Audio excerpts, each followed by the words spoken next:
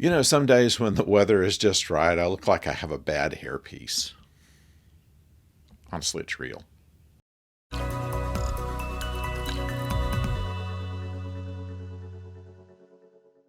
Hello out there, I'm the oldest nerd, and today we're talking about Who Mourns for Adonis. This is the second show of season 2 of the original series. And while I'm not crazy about the acting by the guest stars, I find that the concept behind it actually is pretty good.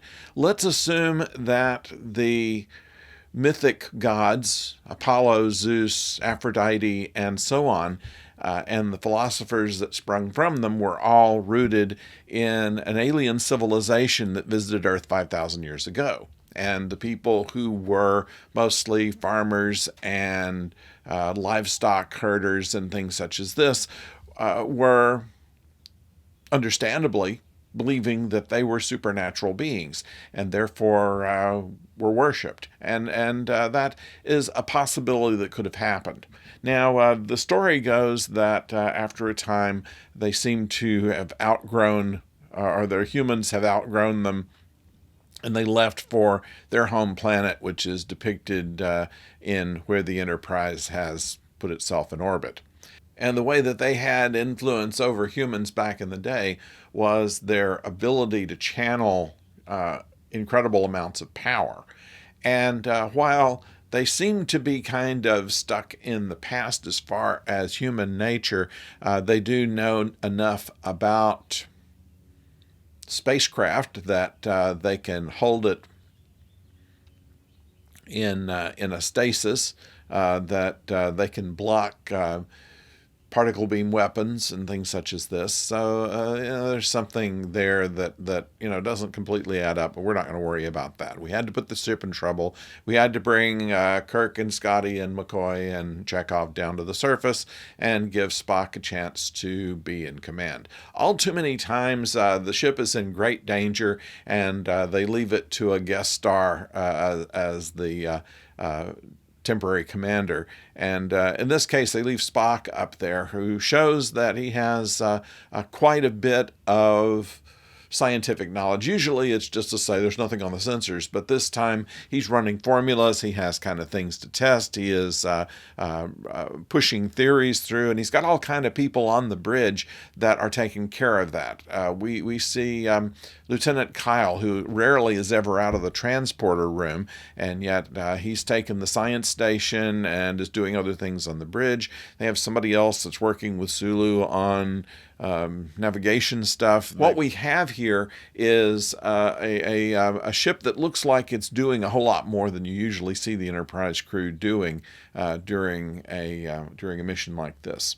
Meantime, on the surface, we have McCoy, of course, at Kirk's side, as he always is, and we have Chekhov taking over any kind of technical stuff that Spock would normally supply, and adding in the Russian jokes that they threw with Chekhov about all the time. In fact, I think he wore a wig that looked kind of like what my hairdo looks like today. Just a little bit over the top, but then, of course, it was the 60s. They were trying to, he wasn't, that was a hairpiece on him. He was always with a receding hairline. Now it's completely bald. But at the time, they wanted him to look like Davy Jones of the Monkees. And that was kind of what they were after. And using him as a Russian character also gave it a more international flavor to the Enterprise crew. Anyway, what we have here is the damsel in distress. She's introduced in the very cold open, where Scotty offers to get her coffee, and Kirk and McCoy are concerned that Scotty shouldn't be fraternizing with lower ranking officers, and that's probably a good idea. But obviously they were mismatched. It was I don't know. If the original script had just a couple of crewmen that were lovey-dovey over each other, and they decided to put Scotty in there because he's paid more, or what. But it didn't seem to fit his character much. He was a little more of a loose cannon. He was not very disciplined during this. This isn't the Montgomery Scott that we all know, really. Nevertheless, they have to have the damsel in distress, and she fell into the same thing as Yeoman Rand always did. The aliens give her a new dress and then try to rape her, and that's kind of what happened here, it seems like. Of course, in the 60s, they can't go too profoundly in that direction, but they give you all of that, certainly, mindset. And of course, it's up to her in order to betray her true feelings and do her duty to Starfleet, which she does, and that is part of what saves the day, in addition to a great deal of creative thinking by Spock and his team up on the Enterprise to be able to free themselves of part of their force field and to destroy the power source. The idea was good. I don't know how well it was presented. I think that the planet set, which was on a fairly small soundstage, it seems, seemed kind of cramped to me. I always think that the studio-bound stories where they're down on a planet work a lot better if they can do something to cheat the illusion of space a little bit. Better than they did here. This was all very closed in. It was all in one place, and they didn't move more than a few feet away from where they first beamed down. And I suppose that's just the limitations of the time. They couldn't always afford to go on location to Griffith Park or wherever the other locations were that they would do some of these things. And somehow, though, it seems like a little mix of that and the set on a stage might have helped things a little bit.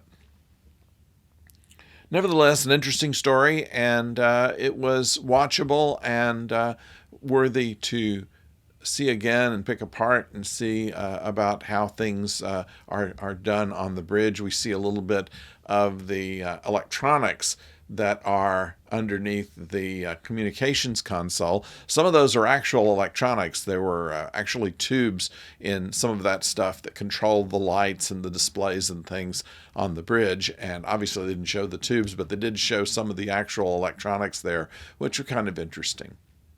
So I'd like to know what you think about it. Please put it in the comments below. And I want to remind you that we're continuing on with Season 2 of the original series. We'll go all the way through the end of the 3rd season, and then what we'll do is I think we're going to start on Deep Space Nine, just to give something different to look back on. So I'd like to know what you think. Please put it down. Please subscribe and like the channel if you please, and I'll go and see if I can't wash my hair or something. And until next time, don't go far.